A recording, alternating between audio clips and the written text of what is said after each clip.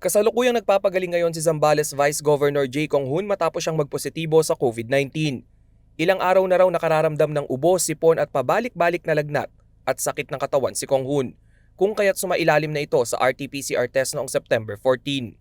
Nang kaparehong araw na kumpirma ng Vice-Gobernador na positibo siya sa virus. Kabilang si Conghun sa 81 bagong kaso ng COVID-19 na naitala sa Zambales noong ika-14 ng Setyembre. Ang binabantayang aktibong kaso sa probinsya umakyat na sa 990, 257 ang namatay at 6,391 ang total recoveries. 30% o 124,358 ng target eligible population ng Zambales ang nakatanggap na ng COVID vaccine. Sa kabilang banda, patuloy ang paghihigpit sa border checkpoint ng Zambales. Tanging mga apor at may essential travel lang ang pinahihintulutang makapasok sa probinsya. Hinahanapan din ng ID at negative antigen at RT-PCR test result ang mga biyahero.